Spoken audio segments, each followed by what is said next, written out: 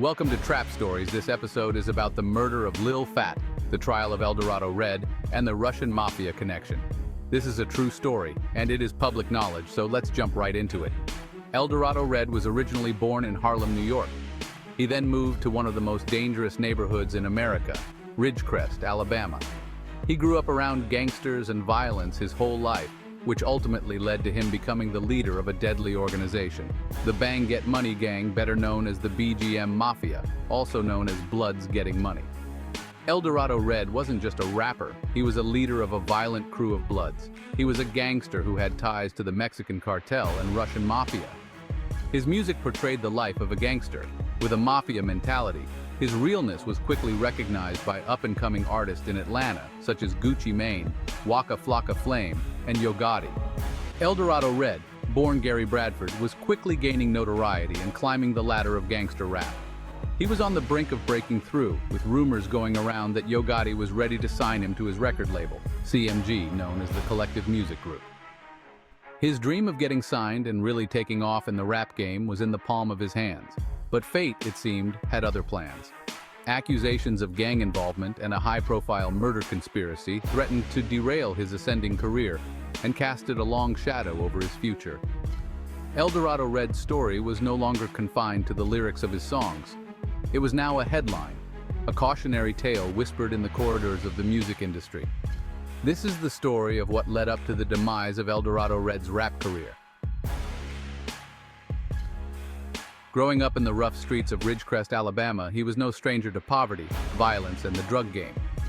He saw families ripped apart by addiction, lives snuffed out by violence, and the lure of fast money leading many down a deadly path. These experiences weighed heavy on him, shaping his outlook and igniting a fierce hunger for a different life. As Eldorado Red's rep blew up, the beef and drama around him and BGM got real, casting a dark shadow over his rise to the top. The bars that once spoke of the hood's struggles now had a darker vibe, a growing sense of paranoia and the constant threat of payback. His tracks became a survival guide, navigating the cutthroat streets where loyalty was everything and betrayal could get you smoked. The violence that was always part of his world was now inescapable, a constant threat hanging over him like a loaded gun. The cost of loyalty was high, paid in blood and sacrifice, and Eldorado Red was about to find out just how steep that price could be. This all started when Lil Phat stole marijuana from a former Division II college basketball star named Desensei White, who was working under Eldorado Red. Phat underestimating Desensei White and his boss was a crucial mistake, which would ignite a chain of events with deadly consequences. The suspect of the theft, a young and ambitious rapper named Lil Phat, found himself in the crosshairs of a dangerous enemy, the Bang Get Money Gang. Lil Phat, a young up-and-coming rapper out of Baton Rouge, Louisiana, was known for his cutthroat lyrics and gangster persona. He was signed to Trill Entertainment at just 14 years old. Trill Entertainment, who worked with artists like Lil Boosie and Webby, saw potential in the young star. But even with his ties to the record label, he had made a fatal error in judgment by crossing Eldorado Red. Underestimating the reach and ruthlessness of BGM, he had unwittingly signed his own death warrant. The stolen marijuana, a symbol of power and profit in the gang world, had to be avenged, and Eldorado Red, a prominent figure in BGM, was not a man to let such an insult slide. Lil Phat's audacity had to be met with swift and brutal retribution. A plan began to take shape, a conspiracy shrouded in secrecy and driven by cold-blooded vengeance. The conspiracy to silence Lil Phat extended beyond the gritty streets and into the seemingly disparate world of college basketball. Desensei White, a promising basketball player at San Francisco State University, harbored a secret, a double life entangled with Eldorado Red and the BGM gang. White, a talented athlete with dreams of NBA stardom, had been lured into the gang's orbit by the promise of easy money and the allure of belonging. White, torn between his athletic aspirations and his allegiance to the gang, found himself trapped in a dangerous game. He had become a key player in a conspiracy that threatened to destroy everything he had worked for. The conspiracy took an even more sinister turn with the involvement of Manny Chulpayev, a former member of the Russian Mafia, whose presence added an air of chilling sophistication to the plot. Chulpayev owned a luxury car leasing scheme that operated in the Atlanta and Miami areas, and had leased a car out to Lil Phat. Little did he know Chulpayev was working with Eldorado Red.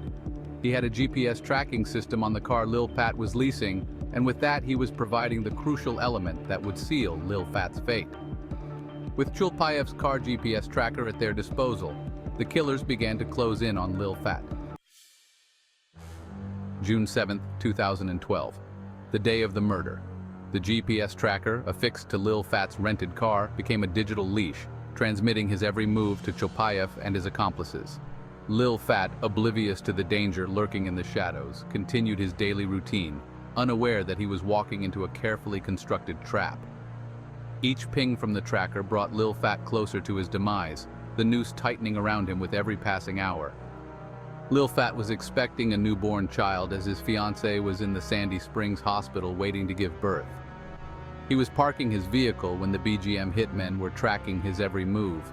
The hitmen, showing no mercy and no regard for the public, opened fire on the vehicle in the parking lot. Melvin Vernell, known as Lil Phat, was pronounced dead. Witnesses described seeing two males in the area of the parking lot shortly before the ambush. Further into the investigation, after a search of Lil Phat's home, police said it had been ransacked and smelt a strong scent of marijuana, but there was none to be found.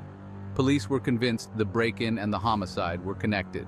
After a confidential informant named two suspects in the murder, police had their first two suspects, Eldorado Red and Storiez White. Investigators obtained warrants for the suspects' phone records, and it revealed they were both in the area of the hospital a couple hours before the shooting, linking them to the homicide. The investigation took another shocking twist, thanks to another tipster who had inside information straight from DeAndre Washington. He said Eldorado Red recruited Maurice Connor and DeAndre Washington to kill Melvin, known as Lil Phat. The informant also said that Lil Phat's car had a GPS locator in it, and that a Russian renting the car out helped the killers track him down. Now the question was why? Why would Chulpayev provide the GPS information to facilitate the murder? After digging into Chulpayev's criminal history, investigators learned he had just got off federal probation for title fraud and VIN fraud. They also learned Lil Phat had been caught in a traffic stop and the car he was driving had turned out to be stolen. This was the car he was renting out from Chulpayev, and he wasn't going to take the fall for the stolen vehicle charge.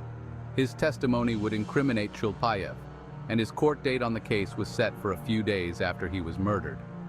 Police now had a motive for why Chulpayev would get involved. In 2013, a couple months after the shooting, Atlanta prosecutors gather enough evidence to indict Eldorado Red, Storiez White, DeAndre Washington, Maurice Connor, and Mani Chulpayev. The indictment alleged that a murder for hire was placed on Lil Phat by Eldorado Red after Lil Phat stole 10 pounds of marijuana from him. He allegedly paid $10,000 to DeAndre Washington and Maurice Connor to carry out the murder, and that Mani Chulpayev gave them the GPS information. In August 2014, the trial begins. The air hung heavy. The jurors, faces etched with a mix of curiosity and apprehension, took their seats. The prosecution team, armed with a mountain of evidence and a cooperating witness, were ready. They were determined to prove beyond a reasonable doubt that Eldorado Red was the mastermind behind the cold-blooded murder of Lil Phat. The defense, facing an uphill battle, prepared to counter every claim, to dissect every piece of evidence, and to cast doubt on the prosecution's narrative. The weight of the law, the pursuit of truth, and the fate of a man accused of a heinous crime hung in the balance. Storiez White, the fallen basketball star, turned out to be a snitch. He took the stand, and his testimony was the key to the prosecution's case. He spoke of his association with Eldorado Red, also his involvement into the world of violence and deceit, his words painting a chilling portrait of the rapper's true, cold-blooded nature. White offered immunity in exchange for his cooperation, provided a first-hand account of the conspiracy. He detailed the planning, the surveillance, the cold-blooded execution of Lil Phat. He described Eldorado Red's demeanor, his calm detachment as he ordered the hitmen to kill Lil Phat on the spot, mob style, and his lack of remorse in the face of such a brazen, broad-day killing. As the prosecution rested their case, all eyes turned to Eldorado Red. Would he take the stand, proclaiming his innocence and attempting to sway the jury with his charisma and star power? Eldorado Red, in a move that displayed the true meaning of a gangster, chose to remain silent and stick to the code of omerta, which is a code of silence in the Mafia world, which would result in death if broken. He invoked his Fifth Amendment right to not testify, a gamble that could either save him or seal his fate. The defense team in their closing arguments argued that the prosecution had failed to prove its case beyond a reasonable doubt. They pointed to inconsistencies in witness testimonies, questioned the reliability of the GPS data, and emphasized the lack of physical evidence directly linking Eldorado Red to the murder. Weeks of testimony, of evidence presented and challenged, of legal maneuvering and emotional pleas had all led to this moment. On the charge of murder, DeAndre Washington was found guilty and was sentenced to life without parole. Maurice Connor was sentenced to 30 years. DeSense White received an 8-year sentence and probation in exchange for full cooperation. Charges against Manny Cholpayev were dropped. Eldorado Red on the charge of murder was found not guilty. A collective gasp rippled through the courtroom, a mix of relief and disbelief. But the victory was short-lived. On the charges of conspiracy and participation in criminal street gang activity, charges linked to the murder of Lil Phat, the jury delivered a guilty verdict. His gaze shifted from the jury to the judge, his fate now resting in the hands of the man holding the gavel. The judge, stone-faced and cold, looked straight at Eldorado Red, his words dripping with the weight of the law. Eldorado Red was sentenced to 25 years. The sentence was a brutal reminder of the harsh consequences of the street life and the sacrifices that come with the game. Eldorado Red showing no remorse or emotion, but his silence couldn't hide the storm inside, the harsh truth that his life, as he knew it, was over. The man who once owned the stage with his raw talent and streetwise rhymes was now just another inmate, another number in the cold system of justice. The clanging bars, the cruel conditions of prison life, became Eldorado Red's new reality. Gone were the trappings of fame, the entourage, the adoration of fans. In their place was the cold, harsh reality of prison life, a world governed by a strict code of conduct, where survival depended on strength, toughness, and the survival of the fittest. Eldorado Red, stripped of his stage persona, became just another inmate, identified by a number rather than a name in the concrete jungle. Yet even in the depths of despair, a glimmer of hope flickered. Eldorado Red never gave up hope and kept his faith in God. Eldorado Red, forced to confront the consequences of his actions, began to reflect on his life and the effects of his choices that had led him to this point. He reconnected with his faith, finding peace in prayers and meditation, seeking redemption for past sins.